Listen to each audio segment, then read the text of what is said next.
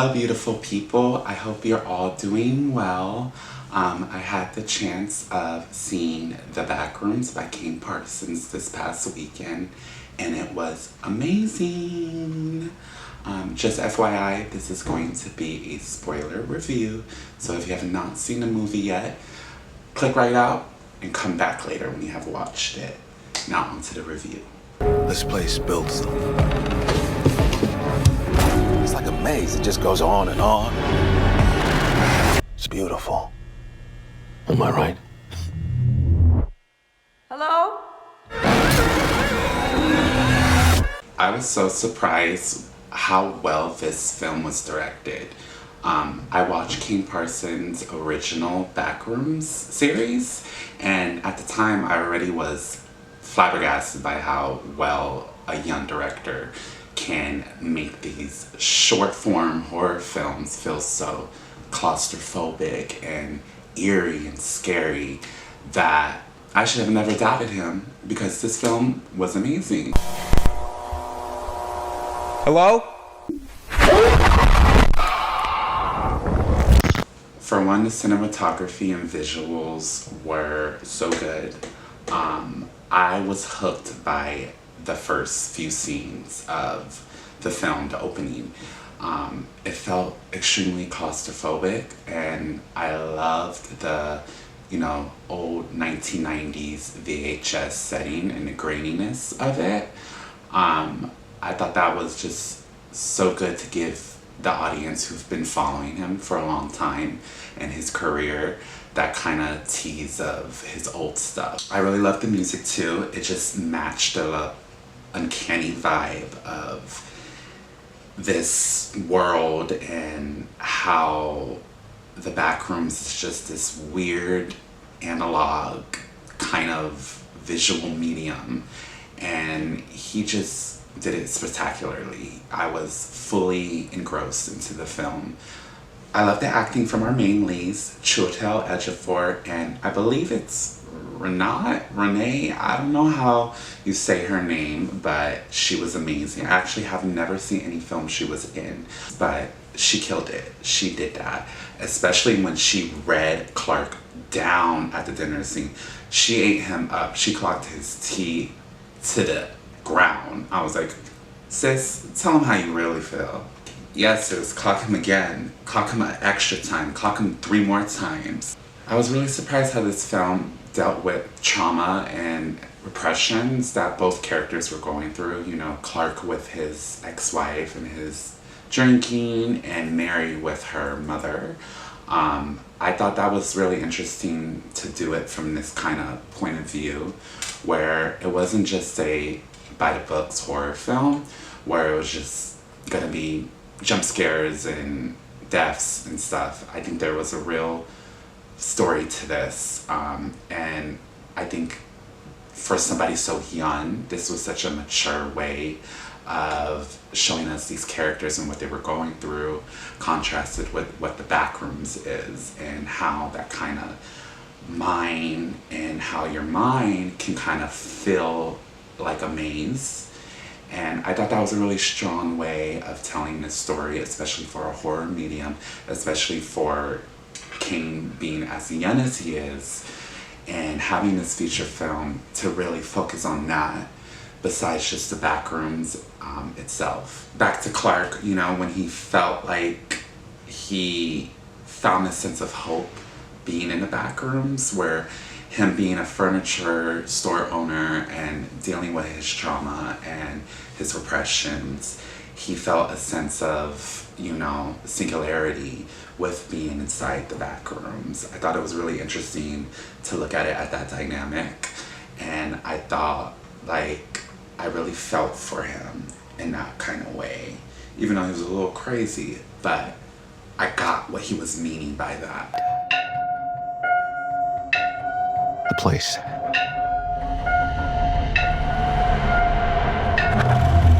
I found a place.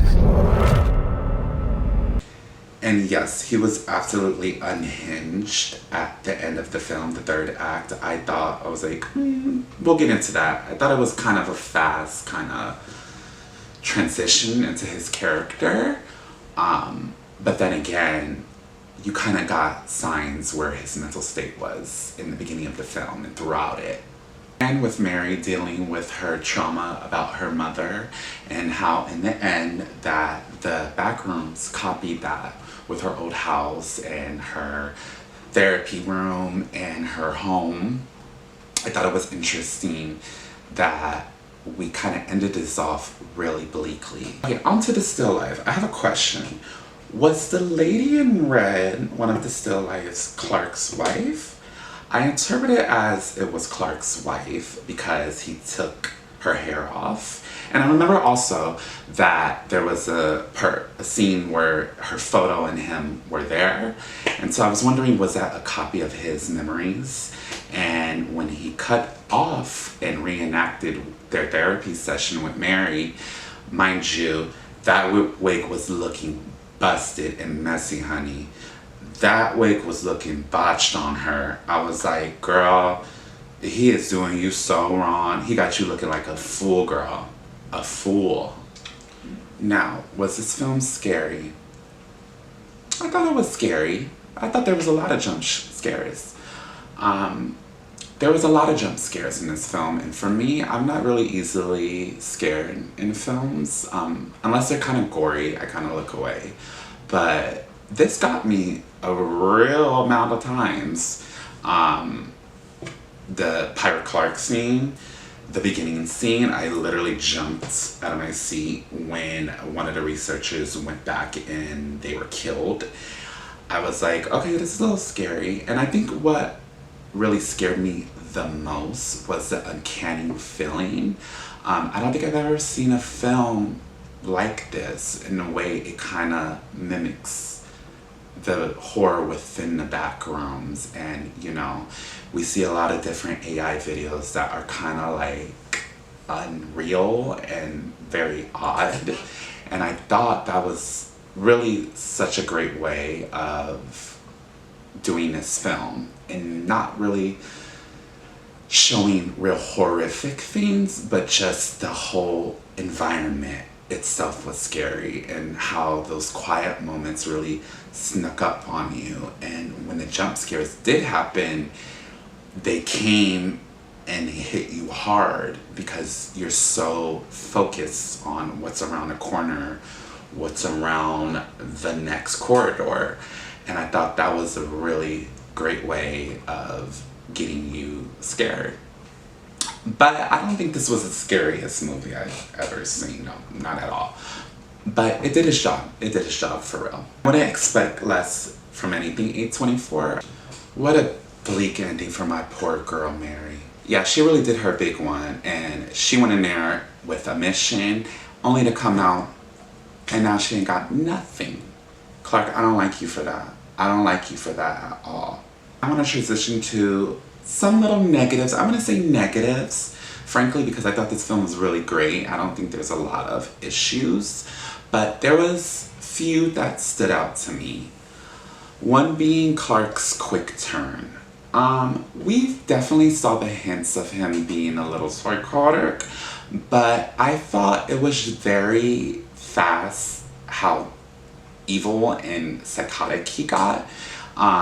You know, I know there's a theory or that the complex time is different there. People are saying that Clark might have been there for months or years, so it kind of had a negative effect on his mental health and his whole mental breakage. But I just thought his character like moved on very quickly from the last scene we saw him with helping Kat when she was stuck behind the glass door when she saw him. I thought that just came very brashfully, and I was like, so he was here and now he's choking her out and tying her up and reenacting this whole scene.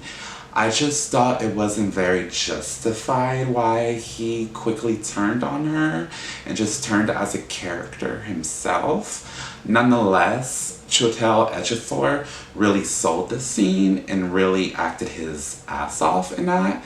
So that I could understand, but everything moved quickly, and maybe there was a lot of time left. Maybe there was a lot of time that passed, and that's why he kind of went chaotic towards the end. But I could have had more, I don't know, backstory onto what really made him snap. If they would have done that, I would have felt more it was earned that he is kind of in this whole different mindset now. And yes, he wanted to show Mary that the complex was real, but the way he was kind of creepily, you know, almost acting like a still life himself in the corner, I just didn't buy it fully. Yeah, that was one of the biggest issues I had with this film. Overall, I absolutely love this film. I was looking forward to this film for so long. It was on my list of 2026 films that I was very anticipating. And it definitely met all of my expectations. Congratulations to Kane Parsons. You really did that. Queen, King, you did that. You know, for such a young director and bringing his own story to life. Hats off to you. I think it was very inspiring.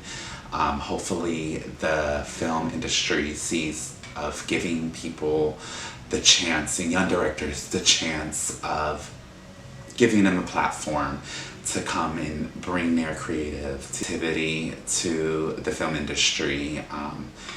Kane Parsons and Curry Baker's Obsession have been one of the best films of this year. And I saw a lot of films recently, a lot of horror films, but there's something definitely very fresh and new about their takes on films. And like I said, I hope this becomes like a renaissance for studios investing in young directors and writers, and help them bring their stories to life. I think the film industry really needs this new, fresh take and new, authentic, you know, storytellers and story mediums. This film is definitely baddie certified. I give it an 8.5 out of 10. With the little issues I had, minor issues, kind of took me out, but overall this film was really amazing. Please go check it out. Please, please, please support this young director and A24 in general, so they can keep making films that are odd and different, you know. Anyways, I hope you guys enjoyed this review. I hope you go out to see Backrooms. I'm hearing great reviews. The box office, well, for one, this film was made pretty cheaply, but it did not look like it at all. Please leave me some comments. Let's have some engagement. I would love to hear your theories and love to chit chat with you guys. Please leave a like and subscribe to my channel. I have a few more reviews coming out pretty soon. I'm so excited for the summertime. There's so many great films coming out. And I hope you all have a beautiful, beautiful day.